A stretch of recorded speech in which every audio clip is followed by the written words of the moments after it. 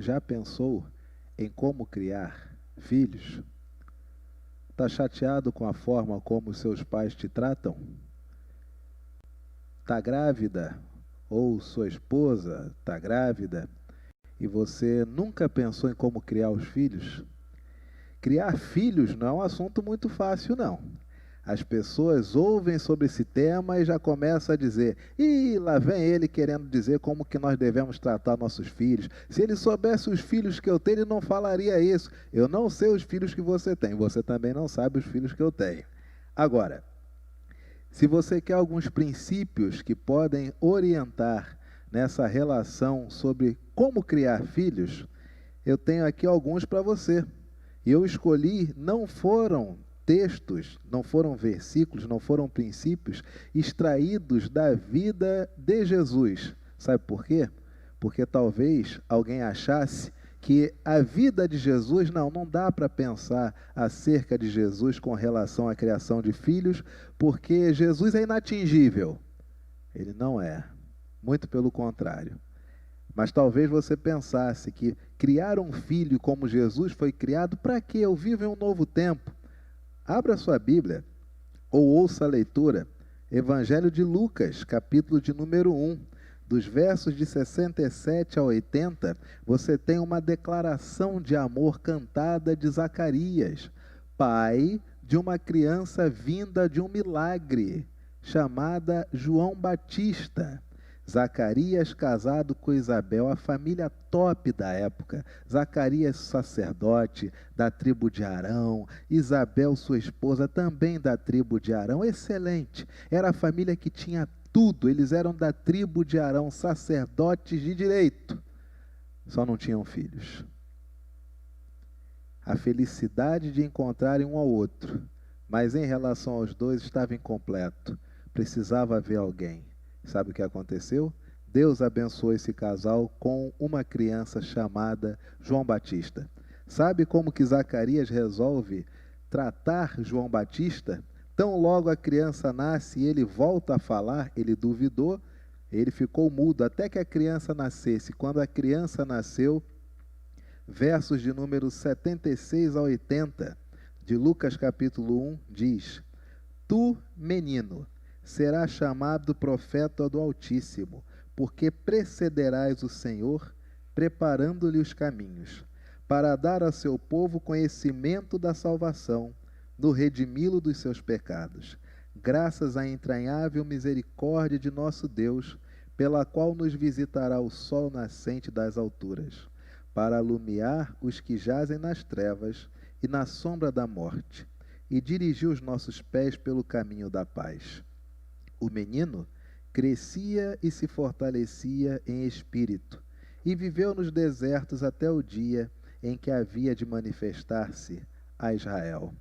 Princípios aqui nesse texto, um texto tão pequeno, e alguns princípios tão pequenininhos também, que com toda a tranquilidade eu te digo, não importa a forma que seja o seu filho, se ele é menino, se ele é menina, se ele é agitado, se ele é paradão, se ele é introspectivo, se ele é extrovertido, pouco importa. Existem princípios que são inegociáveis. Existem circunstâncias que a vida traz que são para todos. Se o seu filho está vivo, se você é pai, se você é mãe, preste atenção nesses princípios. Zacarias, tão logo seu filho nasce, ele tem um projeto para essa criança. Sabe qual é o projeto? Tu, menino, serás chamado profeta do Altíssimo. Primeira pergunta que eu lhe faço, e pense bem, antes de responder, com muita sinceridade. Quando seu filho nasceu, ou seu filho está prestes a nascer, ou você está com seu filho do lado, o seu projeto de vida para aquela criança é que ele fosse chamado de profeta, aquele que fala em nome do Senhor? Talvez você tenha imaginado seu filho médico, doutor, advogado, arquiteto, engenheiro, missionário, pastor, qualquer que seja a profissão. Talvez você tenha imaginado, sonhado: eu gostaria tanto que meu filho tomasse a empresa, administrasse a nossa vida, qualquer que seja a profissão. Mas nós só pensamos em profissões e academicismo. Nós estamos carentes de pais que ensinem os filhos, que tenham um projeto para os seus filhos, Projetos onde essas crianças comecem a pensar um pouquinho que Deus fala através delas. Seu filho, não tenha dúvidas, seu filho, sua filha, estudará, será uma excelente pessoa, de um caráter formidável, mas será chamado também de profeta? Reconhecerão na vida dele alguém que fala em nome de Deus? Ele vai passar no vestibular, pode ficar tranquilo, mas a vida não é só isso. A vida não é apenas formação acadêmica, não é apenas formação profissional. Existe também uma formação espiritual. Seu filho, ele é chamado de profeta. Você entende que isso é uma coisa boa para o seu filho? Tu, menino, serás chamado profeta do Altíssimo, porque precederás o Senhor preparando-lhe os caminhos, para dar ao seu povo conhecimento da salvação. Seu filho, ele conhece a salvação? Seu filho tem plena convicção de para onde que ele vai quando ele morrer? Os coleguinhas na sua sala, os coleguinhas na rua, no clube, aonde estiver, na internet, no Zap, no Facebook, aprenderam ou aprendem com o seu filho que Jesus é caminho, verdade e vida? Ou você é daqueles que diz, não fala isso não, para não dar polêmica? Salvação não é polêmica. Polêmica é o que se faz achando que se pode negociar evangelho. Isso é polêmica. Filho de Zacarias, João Batista, o pai olhava para ele e enxergava um projeto. Meu filho será chamado profeta do Altíssimo. Meu filho dará conhecimento da salvação ao povo. No finalzinho, para nós chegarmos a 10 minutos no máximo, verso de número 80. O menino crescia e se fortalecia em espírito. Você tem acompanhado o crescimento do seu filho? Não é apenas pagar plano de saúde, não. Você tem observado a saúde dele? Saúde física, emocional, saúde espiritual. O menino crescia. Seu filho tem crescido o quê? Só em altura? Ele tem crescido também na maturidade, ele tem crescido também na razoabilidade. Quais são as partes da vida do seu filho onde ele não tem demonstrado ainda crescimento?